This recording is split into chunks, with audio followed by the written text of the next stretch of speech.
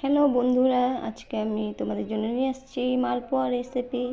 তো দেখো, আমি দিয়েছি মালপোয়া রেসিপিতে সুজি, আটা, চিনি আর মৌরি আর একটু নুন দিয়ে মিলিয়ে ভালো করে মিলিয়ে তারপরে দেখো এই রিফাইন অয়েলে আমি এরকম করে ভেজেছি। দেখো কি সুন্দর ফুলেছে না। তারপরে আমার দেখো মালপোয়া হয়ে গেছে রেডি। এবার তোমরা দেখো কীরকম লাগছে, কীরকম হয়েছে। তোমাদের যদি ভালো লাগে প্লিজ লাইক আর সাবস্ক্রাইব করবে আর কমেন্টে বলবে কীরকম লাগলো।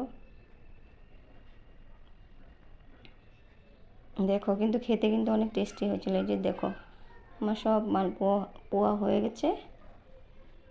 তো বাই বাই ফ্রেন্ডস, আবার দেখা হবে নতুন একটা ভিডিও নিয়ে। তো আজকের জন্য এতটুকুই। Bye bye.